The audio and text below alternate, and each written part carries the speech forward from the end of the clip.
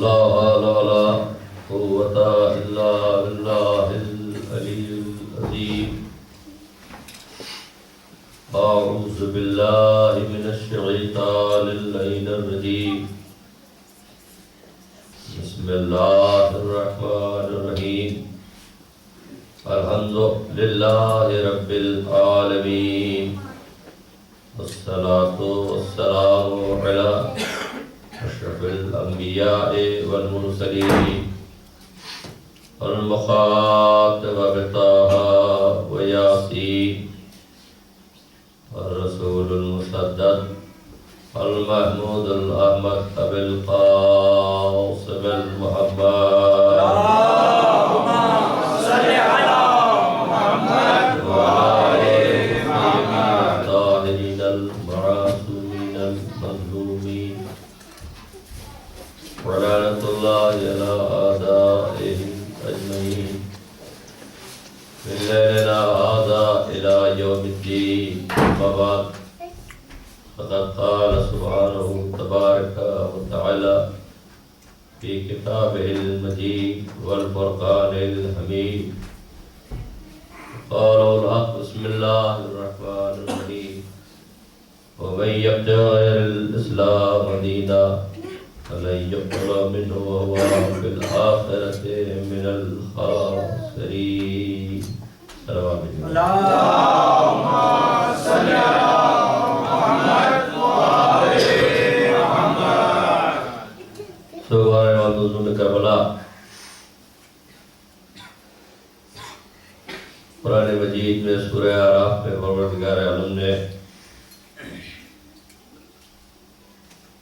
جس آیت کریمہ کے ضمن میں اس بات کا اعلان کیا کہ جو بھی دین اسلام کے علاوہ کسی دین کو اختیار کرے گا اس کا دین قبول نہیں ہوگا اور ایسے لوگ آخرت میں گھاٹا اٹھائیں گے. اس ضمن میں جو بھی میں نے آپ کی خدمت میں معذورات کی شکل میں پیش کیا، اپنی جہالت اور اپنے کم علمی کا اعتراف کرتے ہوئے آپ سے معذرت خواہ ہوں کہ دل خیر اور سیر حاصل گفتگو نہ کر سکا. لیکن اتنی بات ضرور ہے کہ ذکر مولا متقیان علی ابن ابی طالب علیہ السلام اور رضاداری امام مظلوم کربلا، یہ دو ایسے سہارے ہیں کہ جہاں ہمیں واقعاً کہیں دین کے مفہوم تک قریب کیا جانے کا سلیقہ ملتا ہے. دین کے حوالے سے جو بھی گفتگو کی اس میں اختصار سے یہ جملہ عرض کر دوں کہ جب مولا سے کسی نے پوچھا کہ دین کی تعریف کیا ہے اور دین پر عمل کرنے والے کا بہترین فریضہ کیا ہے، تو مولا نے یہی فرمایا تھا کہ اللہ کے حقوق ادا کرنے سے پہلے بندوں کے حقوق ادا کرنے. بندوں کے حقوق اگر ادا ہو جائے تو اللہ کا حقوق خود بخود ادا ہو جائے گا، کیونکہ خدا خود فرماتا ہے کہ جب کوئی میرے بندے کی طرف متوجہ ہوتا ہے تو وہ ہمارے ہی فرمان کے مطابق ادا کرتا ہے. یہ تاریخ دین اسلام اور دین مبین کے گفتگو کے سلسلے سے دنیا کے دوسرے دین میں اور دین اسلام کی گفتگو کرنے سے پہلے صرف اتنا عرض کروں کہ واقعہ کربلا سے پہلے تو مختلف قسم کے افراد ہیں جن کے بارے میں کہا جا سکتا تھا کہ یہ اس دین پر ہے، یہ اس مذہب پر ہے، یہ اس قانون پر ہے اور یہ اس پر عمل کرتے ہیں. لیکن دین مذہب اسلام کا واقعہ کربلا کے بعد صرف دو حصوں میں لوگ ہیں. واقعہ کربلا سے پہلے تو مختلف قسم کے لوگ تھے، لیکن واقعہ کربلا کے بعد دو قسم کے ہیں. ایک یزید کے خیمے میں آنے والے، ایک امام حسین کے خیمے. امام مظلوم کربلا سے عقیدت رکھنا یہ اس بات کا معنی ہے کہ انہوں نے امام حسین علیہ السلام کے فرامین پر عمل کیا ہے، کیونکہ دعائے عفا میں مولا فرماتے ہیں کہ اے میرے معبود، جس نے تجھے پا لیا اور اگر سب کچھ کھو لیا تو اس نے کچھ نہیں کھویا، اور جس نے دنیا میں سب کچھ پا لیا اور خدا کو کھو دیا اس نے کچھ نہیں پایا۔ اور جس کی تفصیل مولا نے جو فرمایا اس کی تفصیل روز عاشوراء آپ عصر کے وقت دیکھ سکتے ہیں کہ بظاہر اگر دیکھا جائے تو امام حسین علیہ السلام کے پاس جو کچھ تھا وہ امام حسین کھو چکے تھے۔ نہ انصار میں کوئی تھا، نہ مہاجر میں کوئی تھا، نہ اصحاب میں کوئی تھا، نہ اولاد میں کوئی تھا، نہ عزیز و اقربا میں کوئی تھا۔ مال و اسباب سب کچھ لٹ چکا تھا۔ بظاہر دکھائی دیا جا رہا تھا کہ حسین کے پاس کچھ نہیں ہے۔ اور دوسری طرف اگر دیکھا جائے تو یزید کا لشکر بھی ہے، اس کا جاہ و حشر بھی ہے، اس کی دولت بھی ہے، اس کے اصحاب بھی ہے، اس کے پاس محدث بھی ہے، اس کے پاس مفسر بھی ہے۔ لیکن اس وقت اگر دیکھا جائے تو حسین نے سب کچھ لٹا دیا ہے، اور ادھر دیکھا جائے تو یزید کے پاس سب کچھ پایا گیا ہے۔ لیکن دونوں میں فرق یہ تھا، حسین نے سب کچھ لٹایا تھا، خدا پا لیا تھا، اور یزید نے سب کچھ پا لیا تھا اور خدا نہیں تھا۔ جس کا نتیجہ یہ ہے کہ آج یزید کا پتہ کہیں نہیں ہے، حسین کا گھر ہر مومن کے دل میں پایا جاتا ہے۔ کیوں؟ یہی وہ دن ہے، یہ آج کی تاریخ میں جو ہم اور آپ یہاں پر بیٹھے ہیں، یہ ہمارے محاسبے کا دن ہے کہ ہم غور کریں، فکر کریں کہ چاند رات کے پہلے اور اس 12 محرم کے بعد ہمارے کردار میں کیا تبدیلی پیدا ہوئی ہے۔ اگر ہمارا کردار اسی منزل پر ہے تو ہم نے عزائے حسین سے کچھ نہیں حاصل کیا ہے، لیکن اگر کردار میں بلندی پائی جا رہی ہے، حریت کا مزاج پایا جا رہا ہے، حق کا علم بردار پایا جا رہا ہے، اور حق کی تائید کر کے واجبات پہ ادا کیا جا رہا ہے، تو حسینیت زندہ باد کہا جاتا ہے۔ امام مظلوم کربلا کی تعلیمات پر عمل کرنے کا طریقہ ہے۔ پر سنیے، طرفدار یزید دنیا میں بہت ملتے ہیں، لیکن ہمیں اس سے نہیں پتا کہ یزید کو کون کیا کہتا ہے، یزید کس کی طرف ہے اور کون یزید کی طرف ہے۔ لیکن ہمیں یہ دیکھنا ہے یزید خود کس کی طرف ہے، یزید کا خود اپنا کیا بیان ہے۔ تاریخ جانتی ہے کہ پیغمبر اسلام رسول خدا محمد مصطفیٰ صلی اللہ علیہ وسلم نے سرزمین مکہ پر دین اسلام کی تبلیغ کی ترویج کرنا شروع کیا، اور آپ نے اعلان کیا کہ دین اسلام ہم جو لے کے آئے ہیں یہ اللہ وحدہ لا شریک ہے، یہ دین ہے، مذہب ہے، آئین ہے، قانون، اس کو تسلیم کرو۔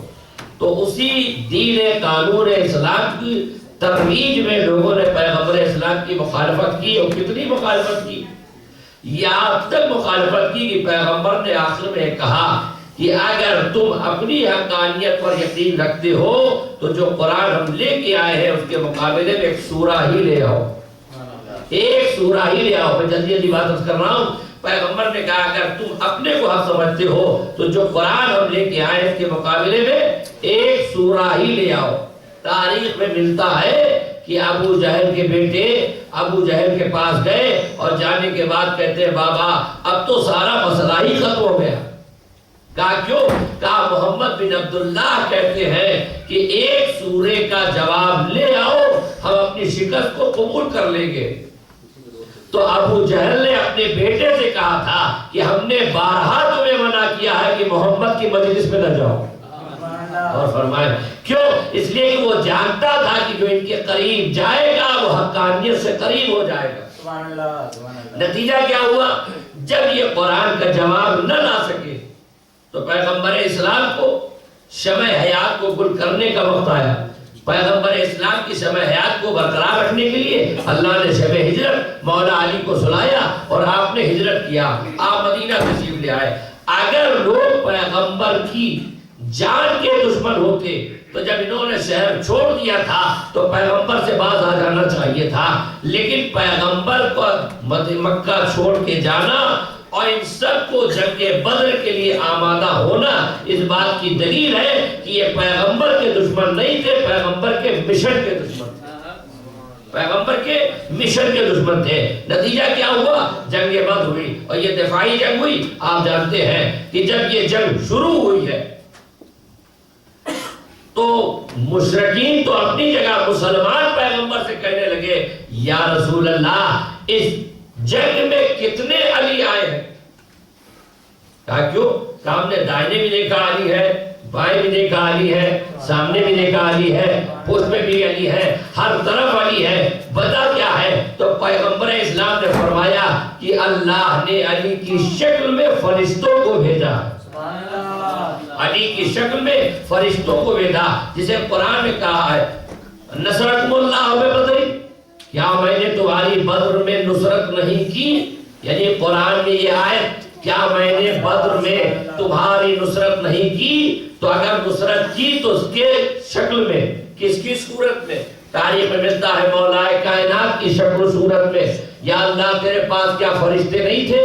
کیا ملائکہ نہیں تھے؟ تو نے علی ہی کے ذریعے کو بھیجا۔ قدرت آواز دے گی، جو شخصیت معتبر ہوتی ہے سلیقہ اسی سے لیا جاتا ہے۔ صلوات بھیجے بر محمد والے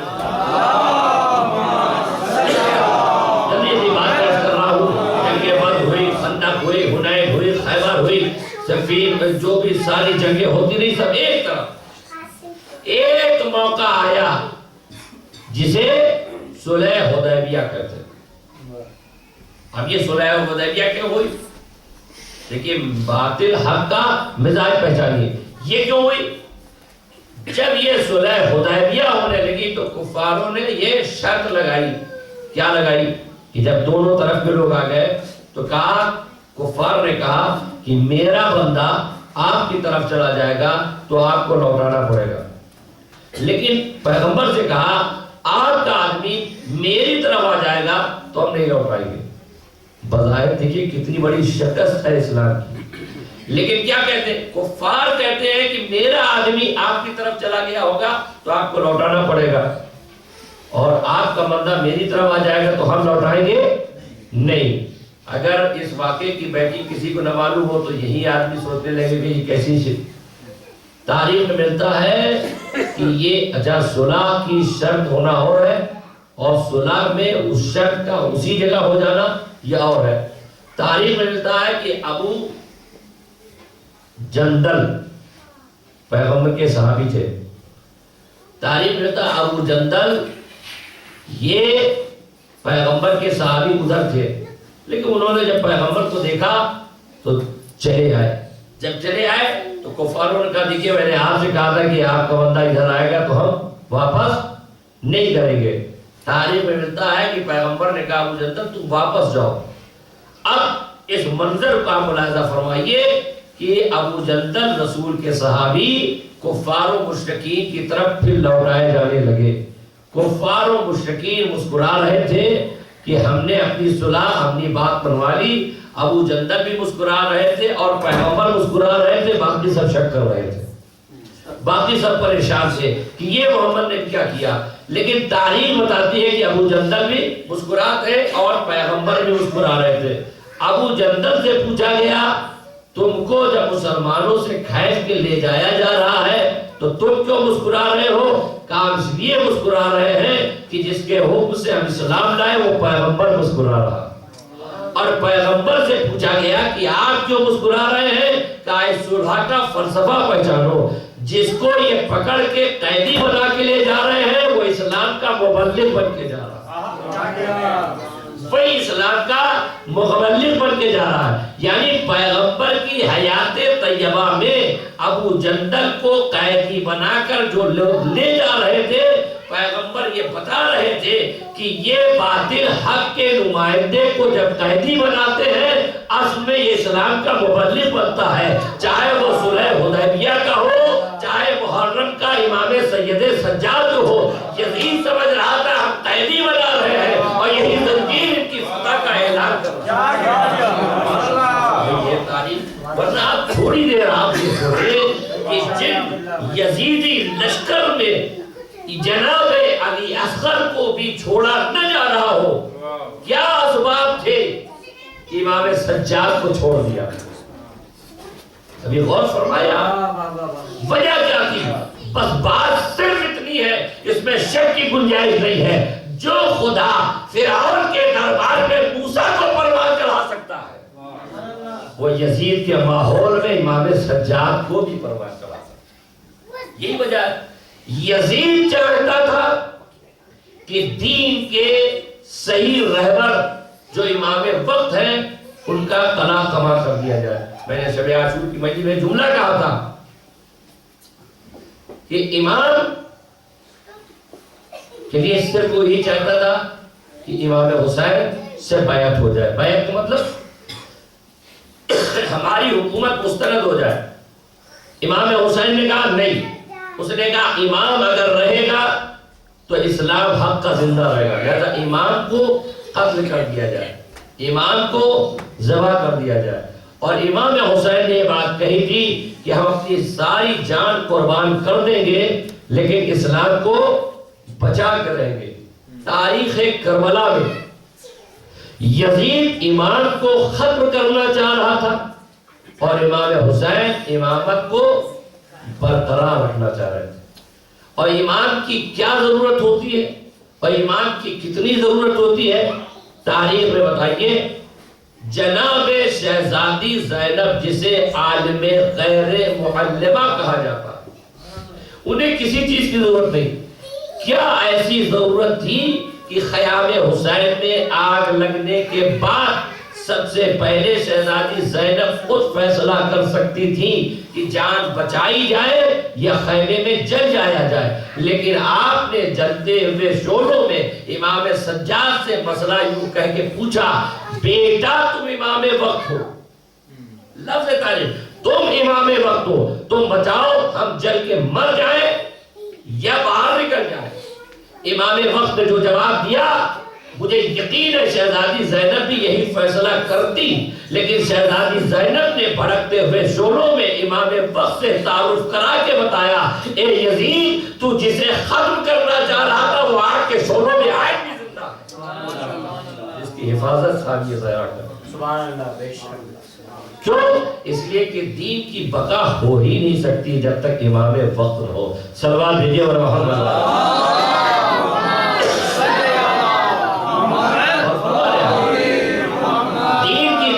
ہو ہی نہیں سکتی جب تک حق کا امام نہ ہو۔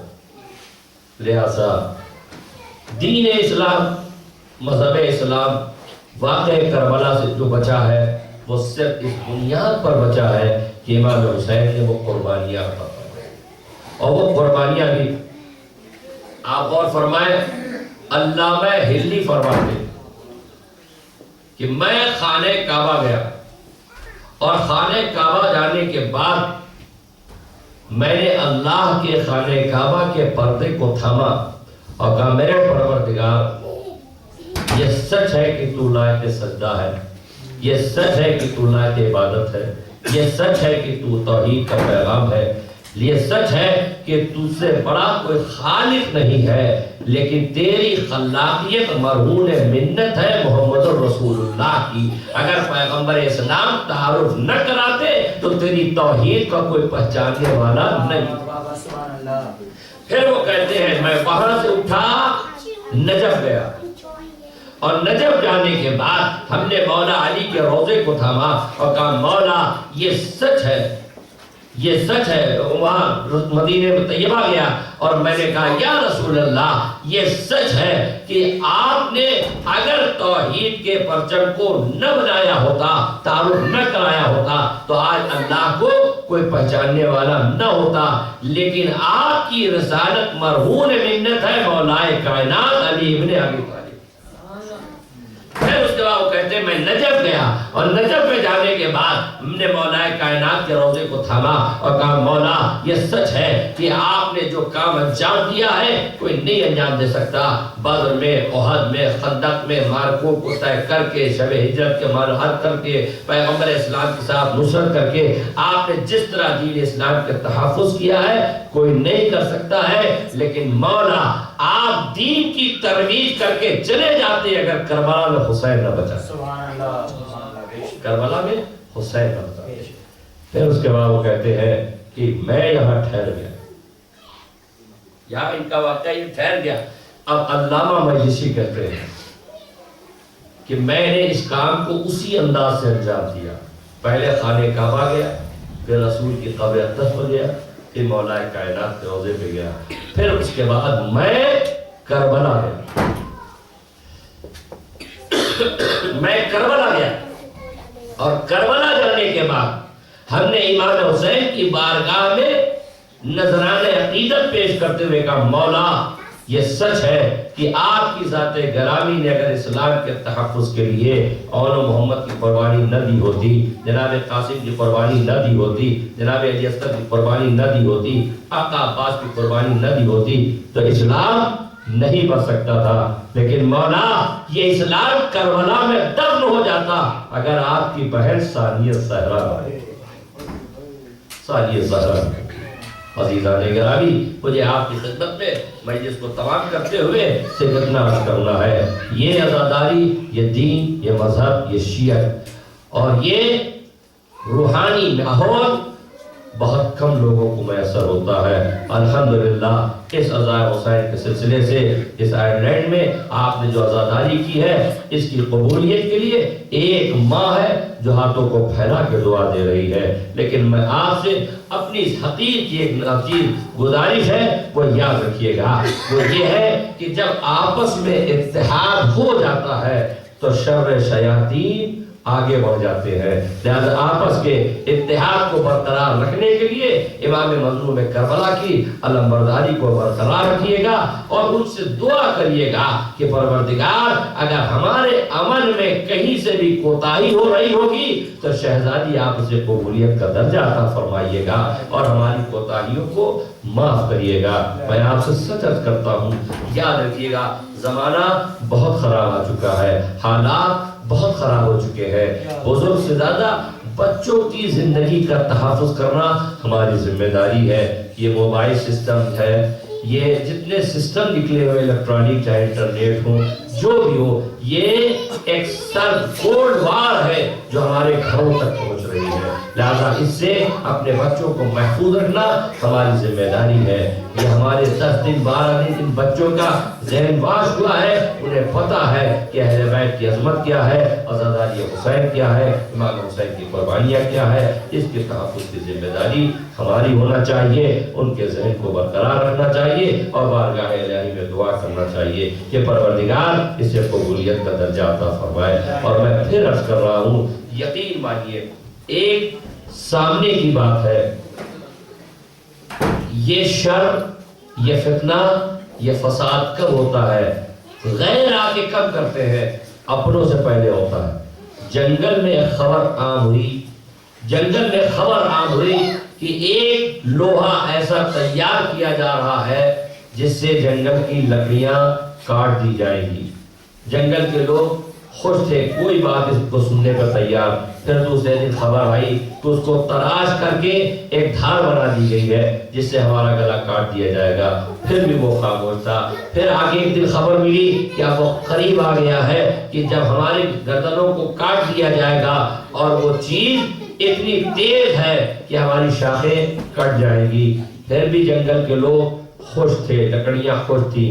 لیکن جب یہ خبر دی گئی کہ اس لوہے کے اندر ہمارے جنگل کی ایک لکڑی پہنا دی گئی ہے جس سے ہمیں مار دیا جائے گا، تب جنگل کے لوگوں کو وحشت ہو گئی کہ اب ہم خطرے سے خالی نہیں ہے۔ کہا کیوں؟ کہا اس لیے جب اپنا دشمن میں جا کے مل لیتا ہے تو خطرہ عام ہو جاتا ہے، خطرہ عام ہو جاتا ہے۔ بس عزیزان گرامی، عزاداری اس قیمتی شے کا نام ہے، عزاداری امام مظلوم کربلا اس قیمتی شے کا نام ہے کہ جہاں عزاداری ہوتی ہے لوگوں کو احساس ہوتا ہے یہ ایک ساتھ جمع کیوں ہے، یہ ماتم کیوں کر رہے ہیں، یہ نوحہ کیوں کر رہے ہیں، یہ عزاداری کیوں کر رہے ہیں۔ ان کو منتشر کرنے کے بڑے طریقے اپنائے جاتے ہیں۔ لہذا اس کو بچانے کے لیے ہمارا بہترین فریضہ یہ ہے کہ ہم کہیں اور نہیں، خالی انہی کی بارگاہ میں دعا کریں کہ اللہ ہمارے عمل میں اخلاص عطا فرمائے، ہماری دعا کو قبول فرمائے، ہماری عزا کو قبول فرمائے اور ان بچوں کو ہر بلا آفت سے محفوظ رکھے۔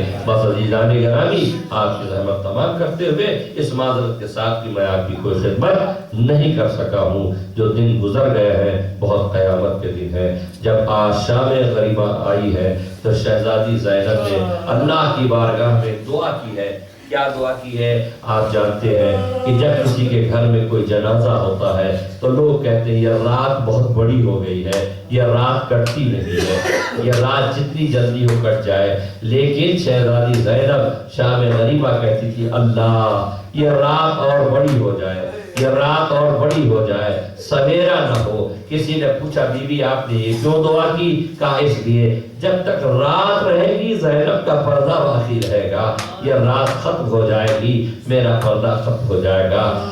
حضرت الزہرا جب 11ویں محرم کی صبح آئی ہے، یہ واقعہ پڑھنا بہت آسان ہے، لیکن بیویاں اہل حرم چھوٹے چھوٹے بچے عرض کربلا پر موجود تھے، سارے بچے ادھر ادھر دیکھ رہے تھے، شاید غازی عباس آ رہے ہوں، شاید اجداد علی اکبر آ رہے ہوں، شاید جناب قاسم آ رہے ہوں، لیکن ساری بیویوں کا چہرہ دیکھتی تھی۔ کوئی بیوی اپنا منہ چھپا رہی ہے، کوئی بیوی اپنے ہاتھوں سے رخسارہ چھپا کر علی اکبر کا نام لے رہی ہے، کوئی بیوی کہتی بھیا عباس کیا میدان کربلا میں اسی شان سے لائے تھے۔ لیکن روایت کے فقرے ہے کہ ایک مرتبہ اونٹ کا قافلہ آتا دکھائی دیا، پوچھا کسی نے یہ اونٹ کس لیے آ رہے ہیں، یہ اونٹ کیوں لائے جا رہے ہیں؟ کیا دیکھا آتے ہوئے قریب جب اونٹ آئے ہیں تو زار قطار رو رہے ہیں، اور زار قطار رو بھی رہے ہیں، لیکن جو آگے آگے اونٹ ہے وہ پیچھے والے اونٹ سے کچھ کہتا جا رہا ہے۔ بیوی زینب امام سجاد کے قریب آئی،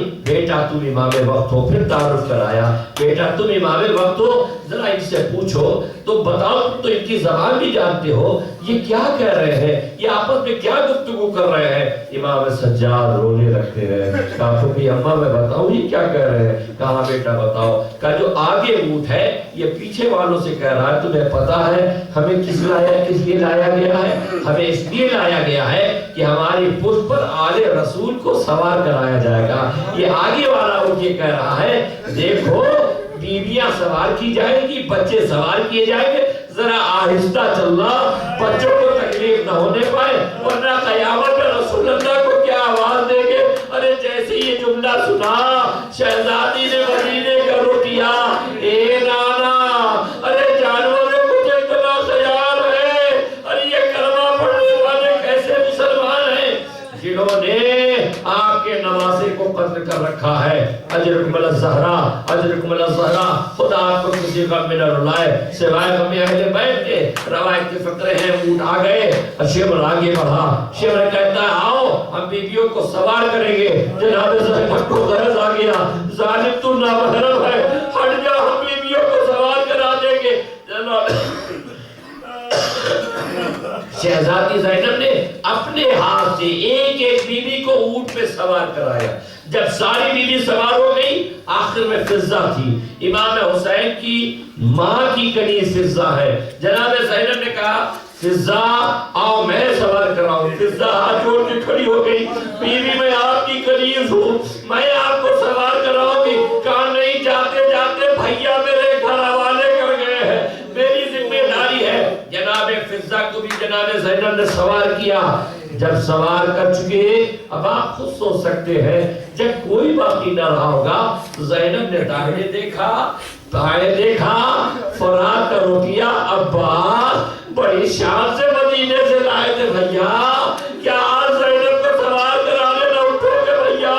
روایت کے فقرے ہیں جناب شہزادی زینب خود سوار ہوئی۔ اجرکم الزہرا، قیامت کا وقت یہ آیا کہ جب وہ قافلہ چلا تو مقتل کی طرف سے گزارا گیا۔ جیسے ہی مقتل کی طرف سے گزارا گیا، بیویوں نے شہداء کی لاش دیکھا، اپنے اپنے کو لے جا کے لاشوں پر گرا دیا۔ لیلا نے علی اکبر کے لاش پہ گرایا، بیوہ حسن نے قاسم کی لاش پہ گرایا، سب بیویوں نے گرا دیا۔ اب گرانے کے بعد ماتم کرنا شروع کیا۔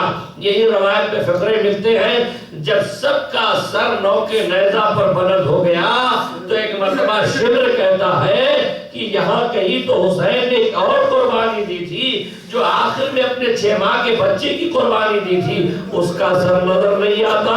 کسی نے کہا وہ بچہ تو حسین دفنا کے گئے ہیں، عزاداروں قیامت کا دن ہے۔ روایت کے فقرے ہیں ظالموں نے نیزوں کو زمین پہ گرانا شروع کیا۔ رباب نے بی بی زینب سے کہا بی بی قیامت آنے والی ہے۔ اب جو دیکھا ایک نیزہ زمین پہ ایسا گڑا کہ علی اصغر کی لاش برآمد ہوئی، ماں کے سامنے سر و تن میں جدائی ہوئی۔ رباب نے مقتل کا رخ کر کے کہا واری، آئے علی اصغر کو قبر میں چین میسر نہیں رہنے دیا گیا.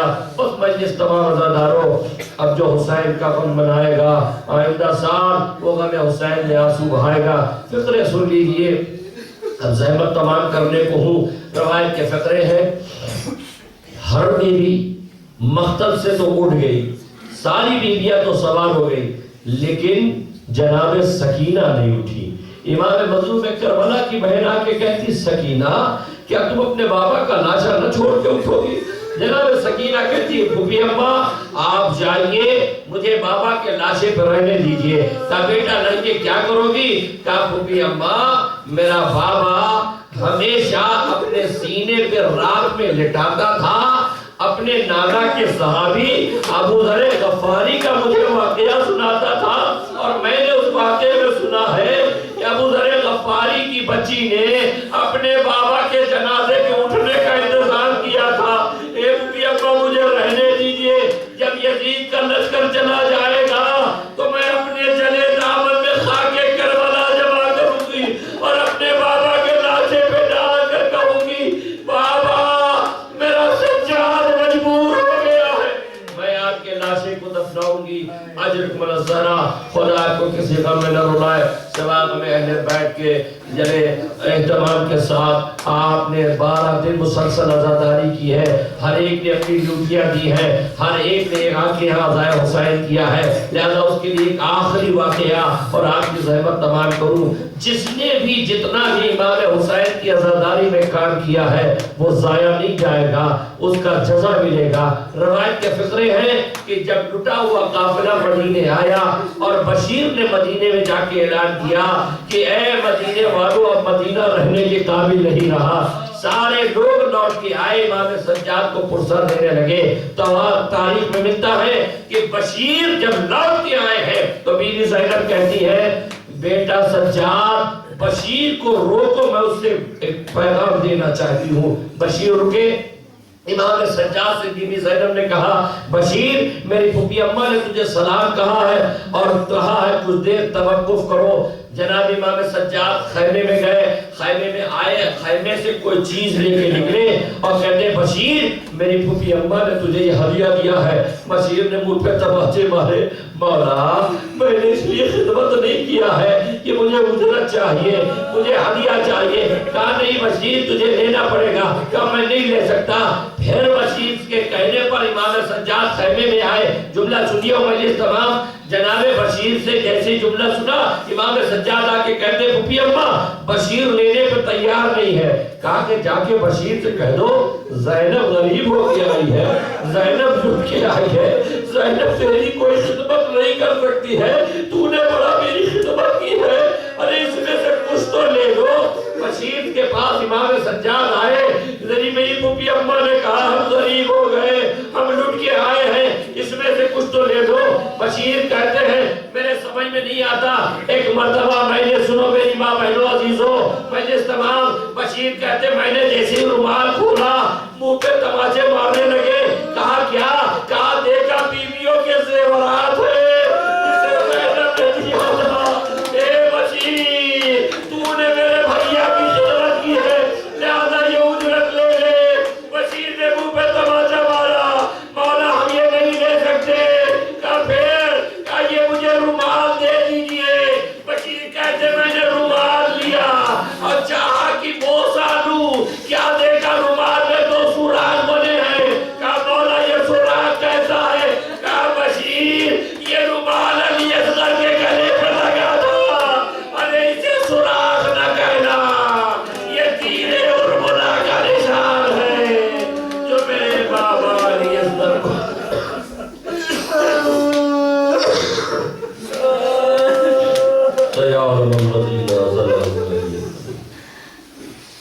اللهم إني أسألك محمد أنت المحبوب بحق عليين وعند العلاء ارتفاعت وصفات السماوات والأرض بحق الحسن أنت المحسن بحق الحسين وأنت قديم الأحسان بحق عينة إسلام النزول الحسين والسلام. الله إن أسوق مال سيدنا بجگہ کا فرمان. پروردگار ہم سب کی توفیقات نے اضافہ فرما. پروردگار ہم سب کی مغفرت فرما، ہم سب کے والدین کی مغفرت فرما، تمام مومنات کی مغفرت فرما۔ پروردگار شیعان حیدر کرار جہاں جہاں ان کو جان مالی مال کی حفاظت فرما۔ پروردگار ہم سب کی اس قلیل عبادت کو قبولیت کا درجہ عطا فرما، جو بے روزگار ان کو روزی پہ لگا دے، جو مرسل روزگار ان کو ترقی عطا فرما، جو بے اولاد ان کو اولاد عطا فرما، جو پریشان حال پریشانی دور فرما، علماء مراجع کرام کی حفاظت فرما، شیعان عراق، لبنان، شام، پاکستان، ہندوستان کے جہاں جہاں بھی ان کو ہر بلا فصل محسوس رکھنا، امام آخر کے ضرور میں تعجیل فرما، ان کے عوام سالت کو شمار فرما، ربنا تقبل منا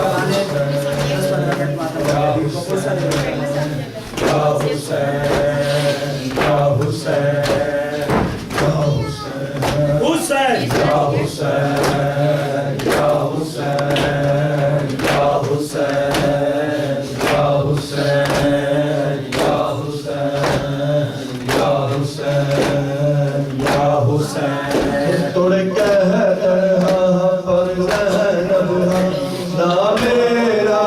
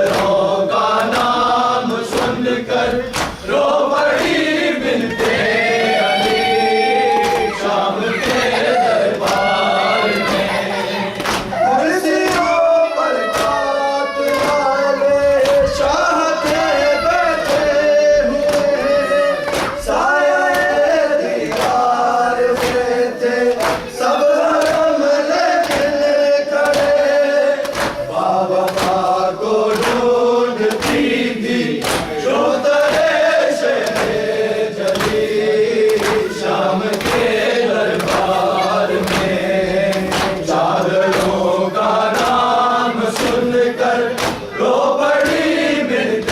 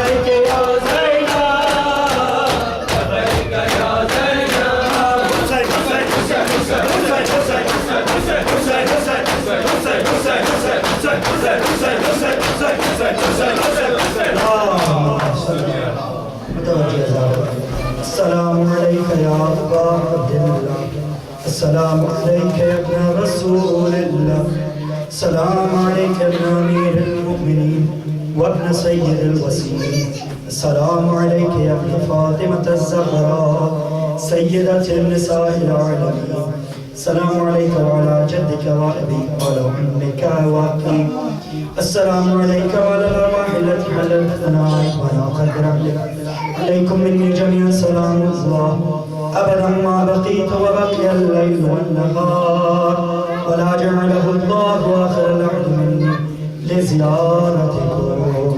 السلام على الحسين وعلى علي بن الحسين وعلى أولاد الحسين وعلى أصحاب الحسين. السلام عليك يا عائلة زينب، سلام الله عليك. السلام عليك يا سيدنا بنت الحسين، السلام عليك يا ابن مسلم ابن عقيل وهاني ابن عروة وحبيب ابن مداجر وبرع شهيد كربلاء وسيرانكم وصم جميعا ورحمة الله وبركاته. السلام عليك مولاي أبا الفضل العباس بن أمير المؤمنين، السلام عليك أيها العبد الصالح المطيع لله ولرسوله ولأمير المؤمنين جد الحسن والحسين سيدي شباب أهل الجنة أجمعين. السلام على علي بن الحسين زين العابدين وباقر بن نبيين وجعفر بن محمد الصادق وموسى بن جعفر الكاظم وعلي بن موسى الرضا ومحمد بن علي الجواد وعلي بن محمد الهادي والحسن بن علي العسكري جميعا ورحمة الله وبركاته. السلام عليك دين الله القديم صراط المستقيم مولانا صاحب العصر والزمان الأمان الأمان الأمان من فتنة الزمان من شر الشيطان. السلام عليك يا شريك الغفران، السلام عليك يا إمام الإنس والجان، السلام عليك يا مضر الأرض والإيمان مضر سيدي عجل الله تعالى فرجا سهل الله تعالى مخرجا قبولك جعلنا من سالك القرآن والمستشهد لما بين يديك وتحت لواء جميعا ورحمة الله وبركاته. بسم الله الرحمن الرحيم. اللهم كن لوليك الحجة بن الحسن صلواتك عليه وعلى آبائه في هذه الساعة وفي كل ساعة وليا وحافظا وقائدا قائدا وناصرا ودليلا وعينا حتى تسكنه أرضك طوعا وتمتعه فيها طويلا برحمتك يا أرحم الراحمين. عمرین ایک سورہ فاتحہ کی مرتبہ سورہ اخلاص شہدائے حمزہ کے لیے، شہدائے ملت جعفریہ کے لیے، اور جو لوگوں نے آج کی مجلس کا استعمال کیا ہے ان کے تمام مقبولین کے لیے، حاضرین محفل کے تمام مقبولین کے لیے، کوئی والی وارث کے تمام شہدائے کربلا، شہدائے اور تمام شہدائے ملت جعفریہ کے لیے.